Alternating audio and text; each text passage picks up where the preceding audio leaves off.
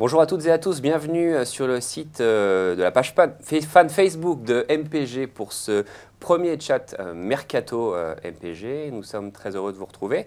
Première opération qui se fait en partenariat avec canalchat.com.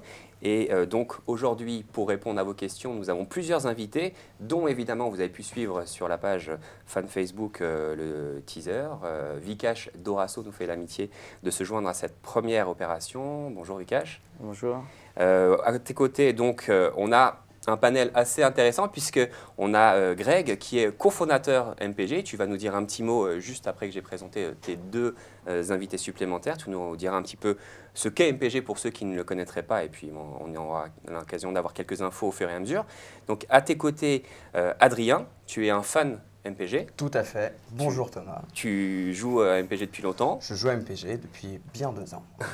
Et Aurélien, qui fait partie de la team Winamax et qui est aussi fan MPG, un grand fan puisqu'on a eu l'occasion de discuter un petit peu avant. Tu es très pointu. On essaye, on essaye. Tu vas pouvoir apporter toutes tes connaissances sur le jeu. Donc on est ensemble pendant 20-30 minutes. Évidemment, ça sera essentiellement axé sur le Mercato qui a débuté évidemment, enfin qui s'est fini en tout cas officiellement le 1er septembre soir et qui donc a débuté pour MPG le 3. Un petit mot alors peut-être justement pour débuter. Greg, est-ce que tu peux nous parler du site MPG et de comment vous l'avez imaginé, ce que vous avez voulu donner aux fans? Alors mon petit gazon c'est assez simple, c'est parti de l'idée de 3 personnes, 3 fans de foot. Aujourd'hui on est 3 encore à faire tenir le site, on est 3 supporters d'équipes différentes, donc ça donne des discussions assez endiablées quand on doit mettre des cotes et qu'on doit choisir quelle valeur pour quel joueur. Donc on est pour Marseille, pour Paris et pour Bordeaux. Donc si pour Bordeaux n'est pas là aujourd'hui, mais en tout cas, de toute façon il a pas grand chose à dire en ce moment. Donc voilà, mon petit gazon c'est quoi? C'est un site de jeux de foot virtuel, un fantasy. Le but principal c'est de créer des ligues avec vos amis, donc vous ne jouez qu'avec vos amis. Comme ça le lundi matin, vous arrivez au bureau et vous pouvez les chambrer. C'est ça la vraie force de mon petit gazon.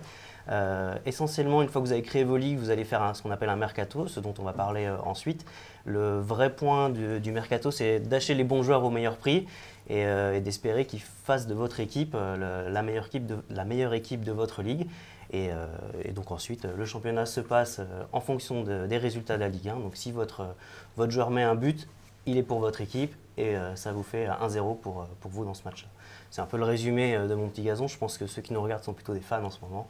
Donc ils sont plutôt au courant de cette partie-là. Voilà, donc un grand merci, on peut vous remercier puisque tous les 4 ici, nous, on est des joueurs et on te remercie toi et tes collègues pour ce site qui est super bien fait et qui est très prenant comme on va en parler. Peut-être Vikash, alors avant de commencer tes conseils Mercato, puisqu'on sait que tu es très pointu sur le Mercato, on en a parlé un petit peu avant.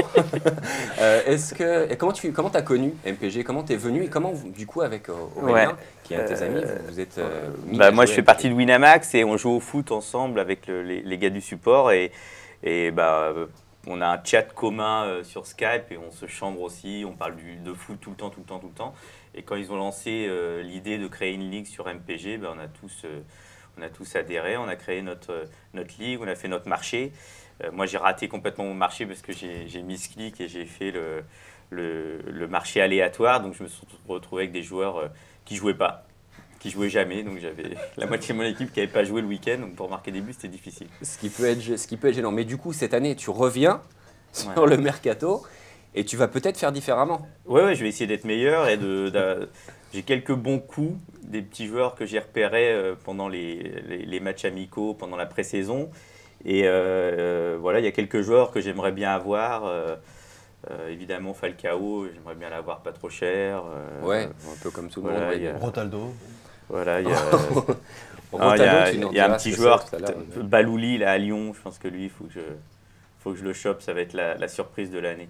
Donc, tu es plutôt sur la tactique bon coup que la tactique très gros joueur où j'achète vraiment au prix fort en voulant absolument, comme ça pouvait être le cas l'année dernière, puisque l'année dernière, on avait Ibrahimovic qui était un peu le leader du Mercato et qui partait, tu nous disais, Greg, à des sommes astronomiques l'année dernière. Il faut mixer, je pense, pour ne pas dépenser tous ses sous sur un seul joueur, parce qu'il y a des risques de blessure, de suspension par exemple.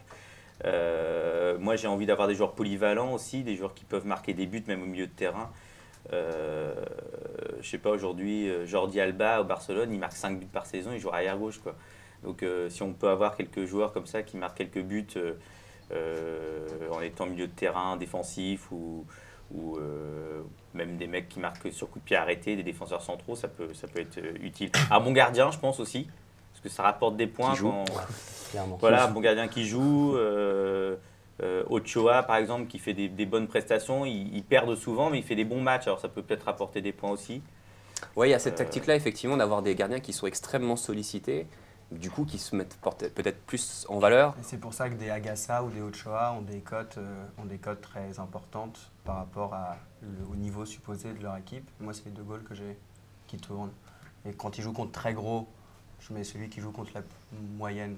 Voilà, j'essaye. Ouais, parce que contre les très gros, ils peuvent en prendre 4, quoi. Alors Ochoa, ouais. contre Paris, il fait le match de sa vie, c'est une fois, mais voilà, généralement, s'il joue contre très gros, il va prendre des pions. En revanche, contre Evian, voilà, il fait son match. D'accord. Alors Aurélien, toi, alors ta tactique, comment, puisqu'en plus, je crois que tu joues pas mal de ligues, donc tu as peut-être différentes possibilités. Qu'est-ce que tu conseilles, toi?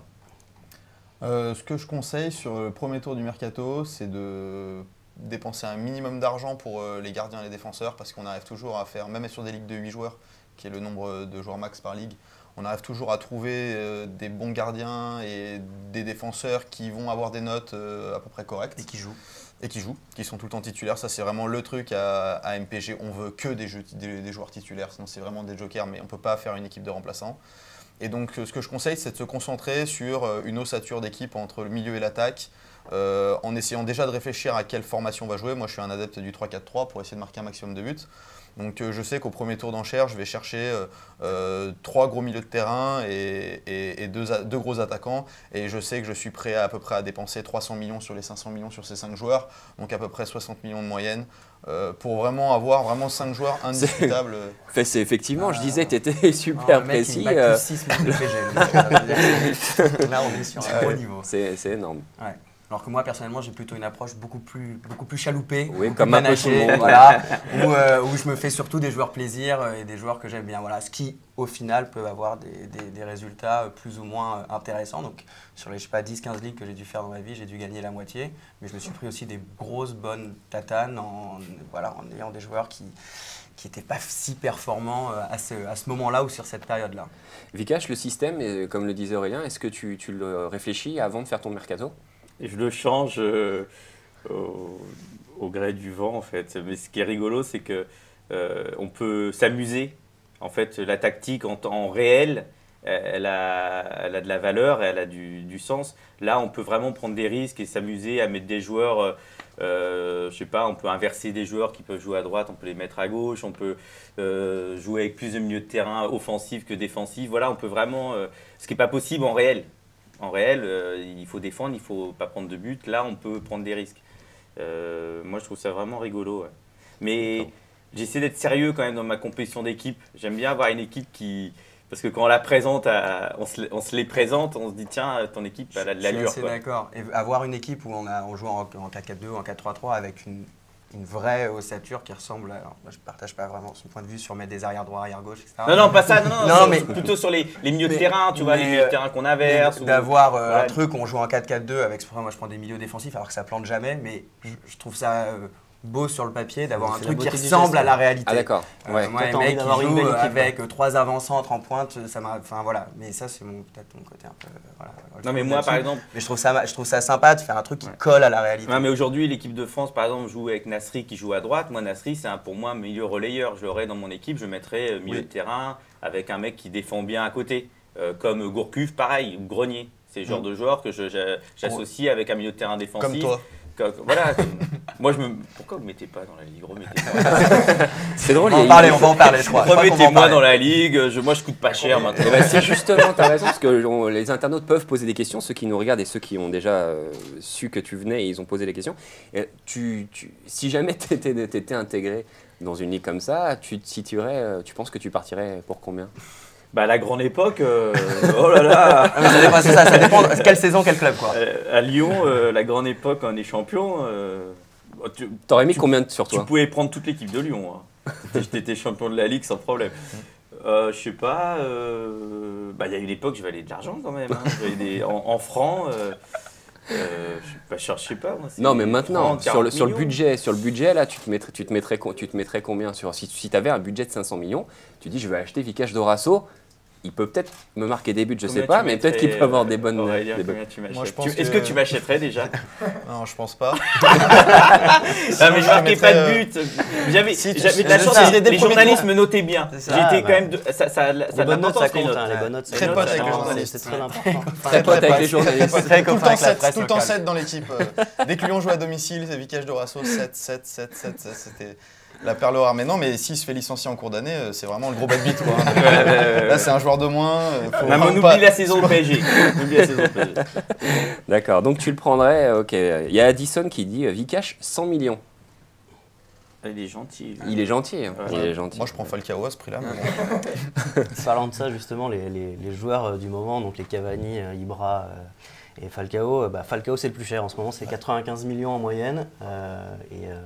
Et Cavani, ça va être 92, donc c'est vraiment, il se touche vraiment. Et après, on a des joueurs Plus qui que sortent. Ibra, d'ailleurs. Ouais, c'est plus qu'Ibra. Ibra, il est troisième. redescendu d'un cran. Ibra est par troisième rapport à et l'année le dernière, quatrième qui arrive, c'est Thiago Silva. Alors, c'est un défenseur, mais il marque beaucoup de buts MPG au final. On a regardé ça. Et... Parce qu'il a souvent 8. Ouais, il a souvent 8, et si vous mettez 5 défenseurs, ça Il vous a fait un de 9. plus. Donc ça vous fait souvent des buts MPG avec un défenseur. Donc ça Mais ce peut qui est être aussi marrant, c'est de intéressant. voir comment Zlatan, de l'année dernière à cette Ouais, année, c'est ça. avec l'arrivée de Falcao et de Cavani, descendu en flèche, alors que l'année dernière, tout le monde mettait Ouais, 120 balles. C'était sur, 120 millions. Ouais. 120 barres sur Zlatan, et cette année, c'est plus du tout le mec qu'on C'est veut. peut-être aussi dépendant de son Quatre début de premières saison journées, où ouais. il n'a pas C'est planté surtout autant qu'il y a- que l'année dernière.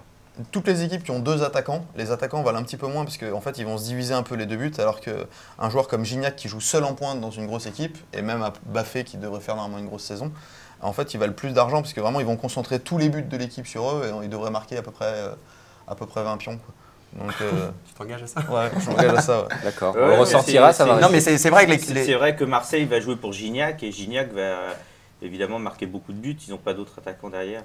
Mais je pense que Zlatan va marquer beaucoup de buts aussi. Ouais. Ouais, Tu le vois faire une aussi bonne saison que l'année dernière? Ouais, il a déjà mis. Il est pratiquement sur les 3/4 des buts du PSG hein, en passe décisive et en but. Hein. Même s'il n'est pas. Et sachant qu'en plus là, il met Cavani à droite, si je dis pas Voilà, de conneries il en ce est- moment. Donc, bon, Ouais, même mais s'il ça, a planté, ça permet de beaucoup. Ça permet de beaucoup. Et en fait, il joue un petit peu plus bas. Il a quand même mis 30 buts l'année dernière. On a du mal à le voir mettre 30 buts cette année, en sachant que Cavani, lui, va déjà mettre 20 à 30 buts. Quoi. Alors, à part si le PSG met 300 buts dans la Mais- saison. Ouais, il y a Le problème de. En tout cas, d'avoir la doublette, c'est pas mal. Hein, sur- Le problème de Zlatan, c'est qu'il Vous prendriez, il est pas. vous prendriez ces joueurs-là, tous, pour Zlatan faire votre mercato? Zlatan, Falcao, Cavani. Moi, j'ai jamais mis une enchère sur l'un des trois. Aucune enchère. Bah, nous, dans notre ligue, Ouais. en fait, c'est marrant parce que tout le monde s'est dit, en fait, à MPG, on essaie toujours de chercher le joueur auquel personne ne va penser. Et tout le monde a pensé la même chose. Tout le monde s'est dit, ouais, tout le monde va mettre des tonnes sur les 3, tout ça et tout. Personne Et au final, premier tour d'enchère, aucune enchère sur Zlatan, aucune enchère sur Cavani. Et donc voilà, les deux pour 40 millions, en fait, enfin, pour 80 on avait les deux, ce qui était vraiment un coup, parce que enfin, tu avais quasiment gagné la ligue. Et là au deuxième tour par contre, les gens se retrouvaient avec des budgets 200, voilà. Les mecs ont Il y avait sorti plus Et là d'argent. c'est parti, 120 millions Cavani, 100 millions Zlatan et tout, alors que voilà, 2 fois plus cher que ce qu'on a. Alors justement, une transition sur la suite, c'est les pépites, les petites choses justement, enfin les joueurs qui n'auraient pas une cote faramineuse et qui constitueraient pour vous des excellents coups. Il y a une question par exemple de Les Délicieux qui dit plutôt Yatabaré ou Falcao. Donc bon, c'est pas la même, c'est pas la même idée, mais Je crois que c'était sur ton humour. bah, il a pas l'air en tout cas. Vikash, Je ne sais pas qui.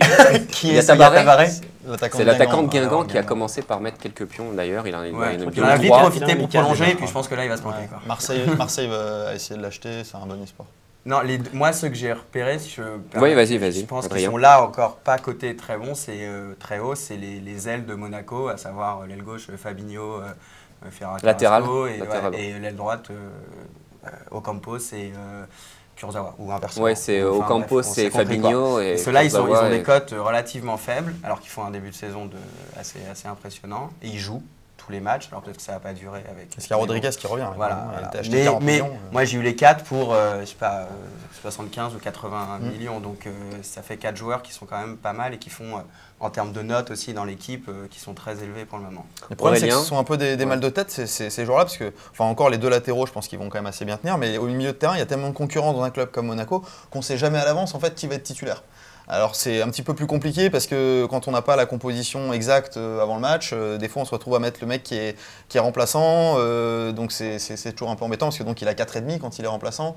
Donc nous on joue beaucoup avec les remplaçants tactiques.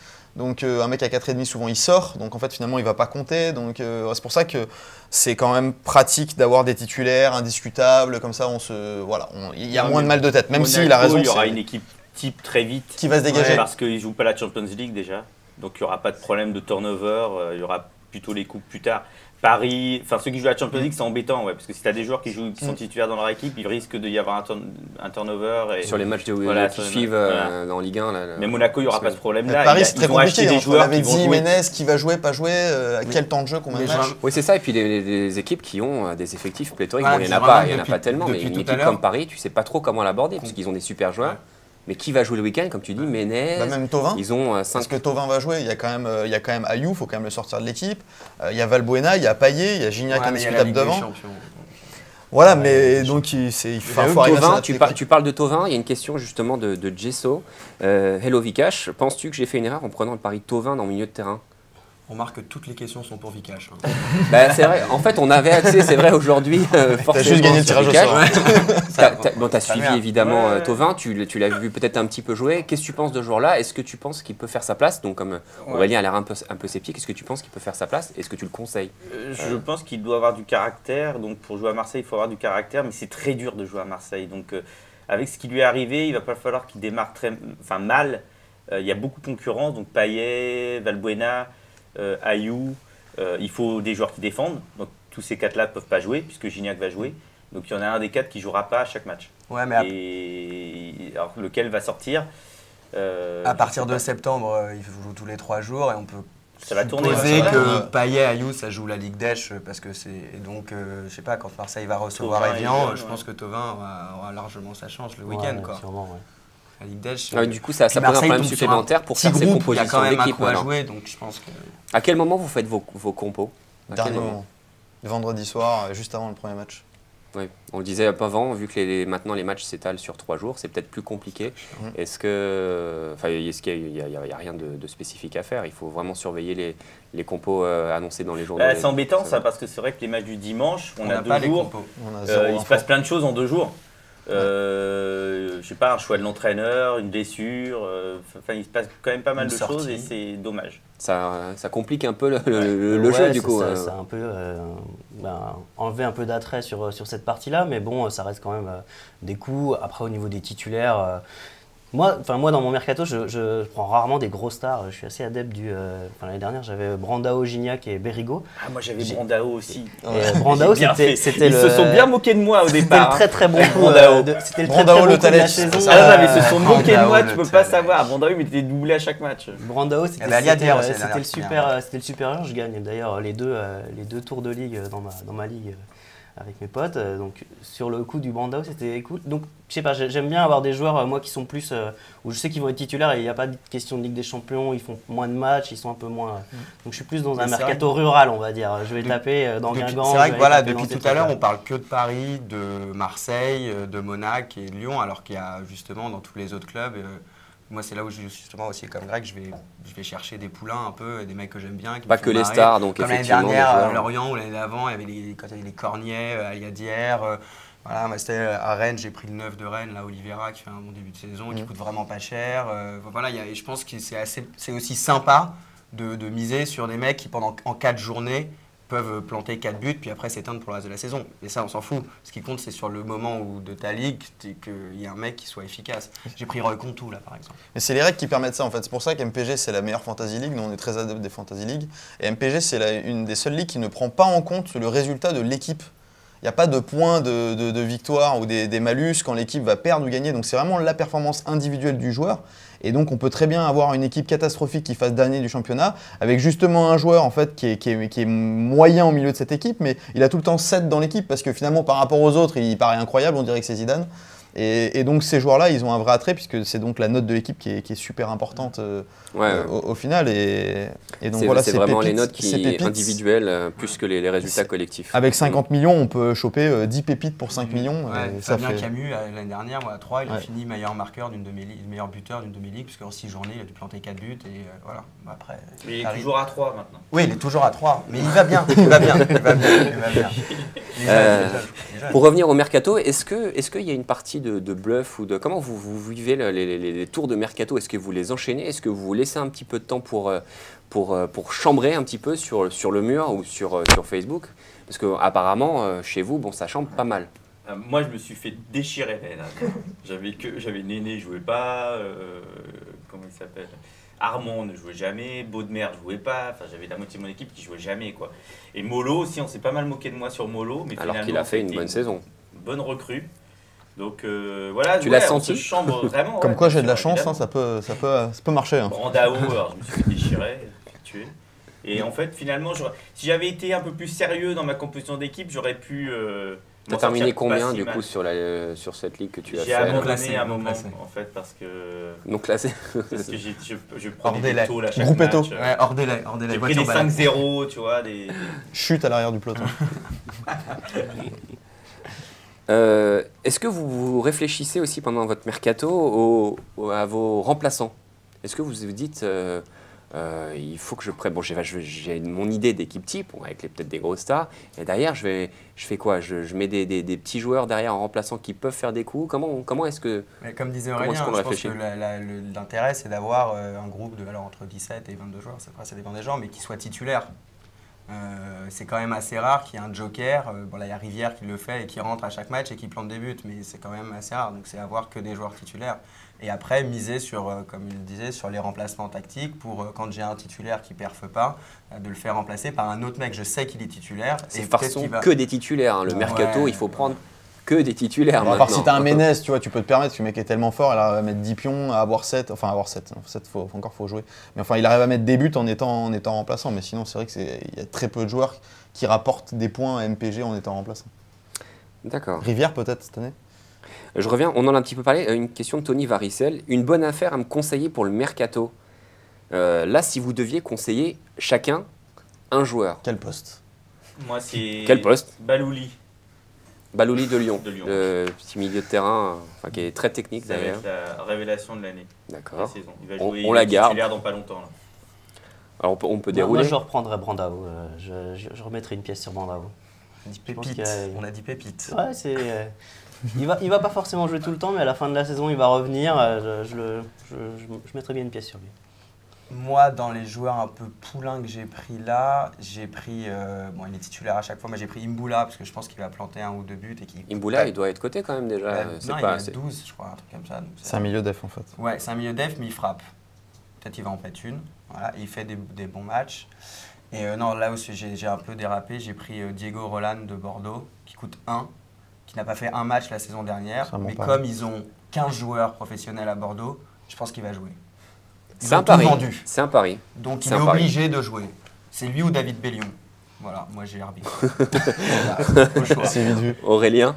Moi j'ai repris mon fétiche, Cédric Bakambu de Sochaux. Il est bon, d'accord. Donc voilà, en fait l'année dernière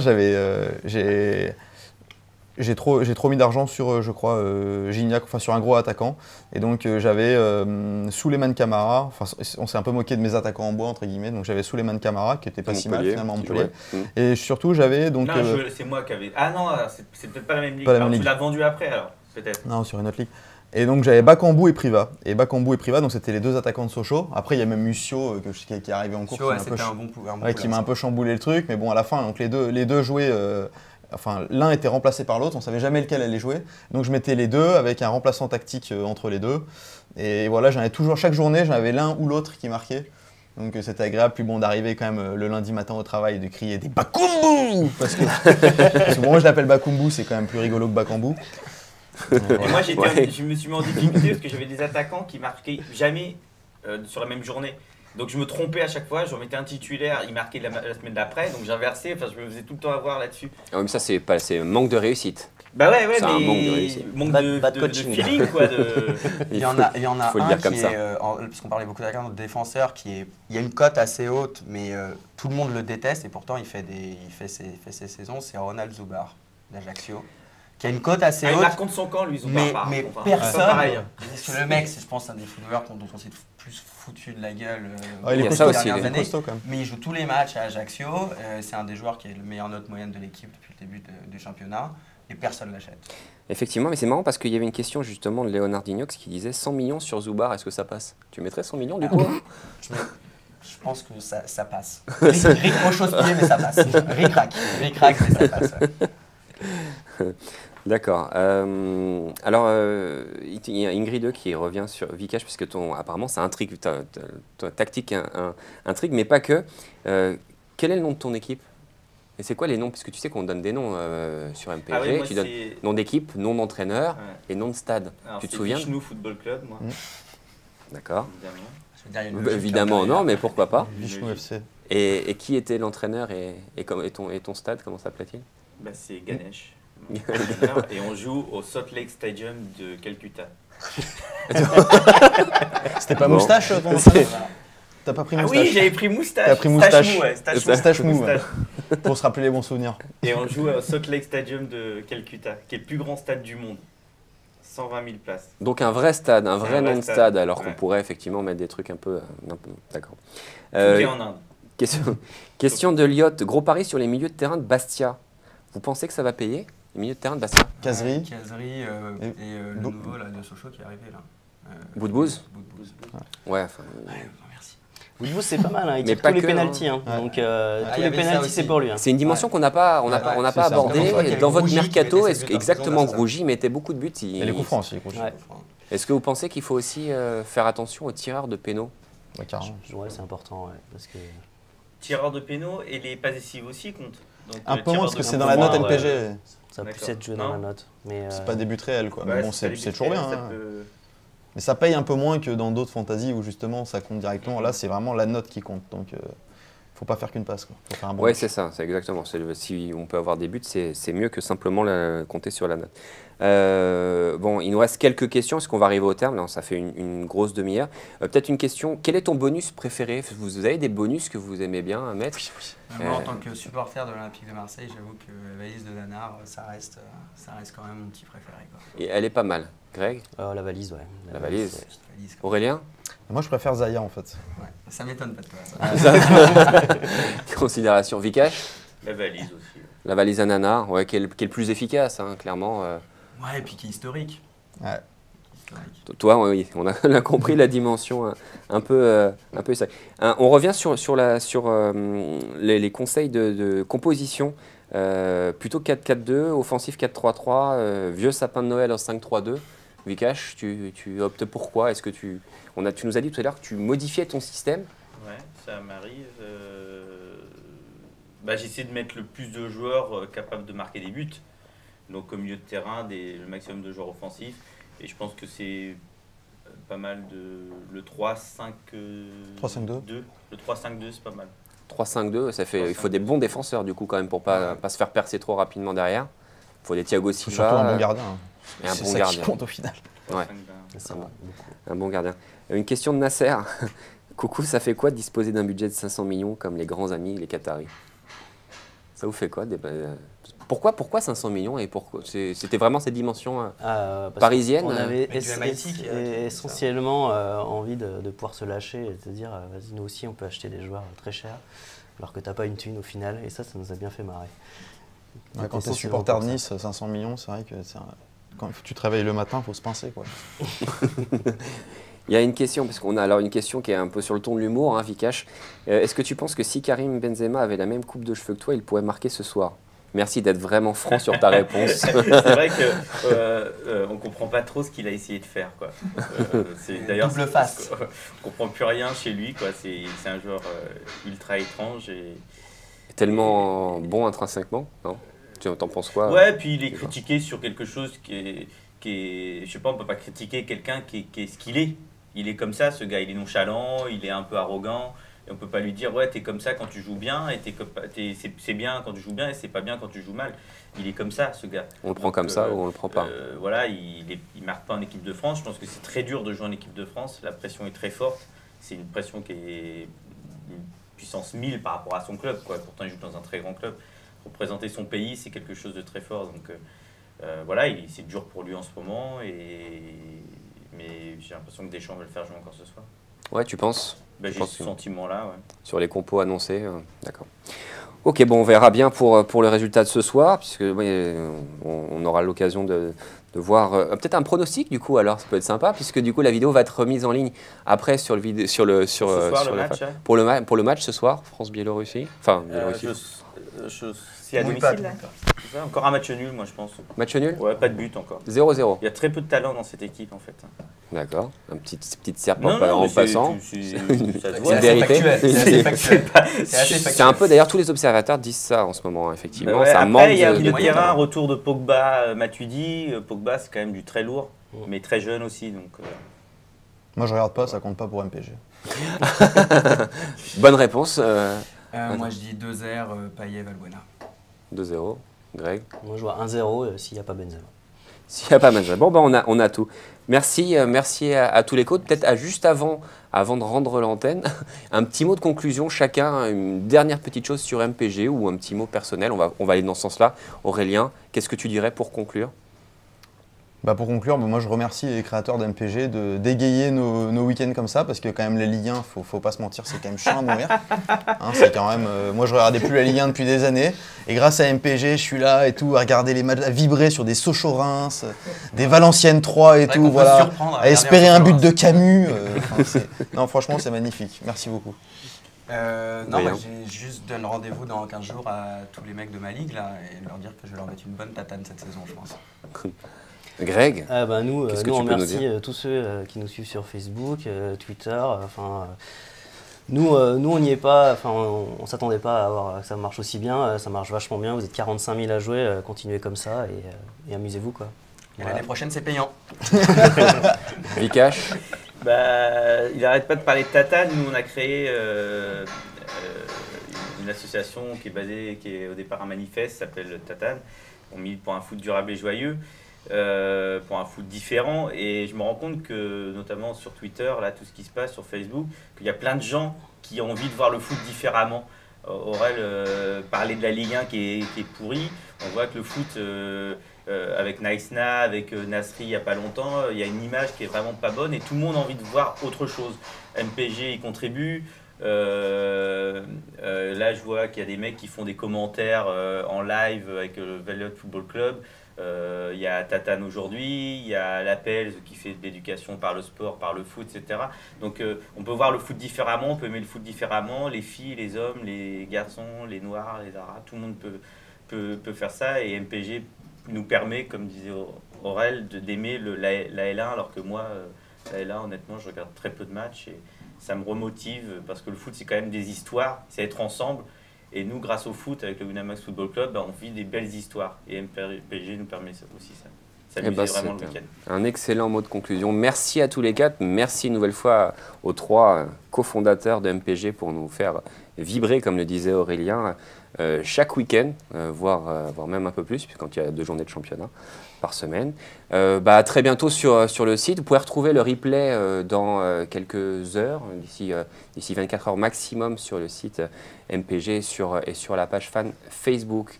Une nouvelle fois, merci Vikash, merci à tous les trois et à très bientôt. Bonne journée.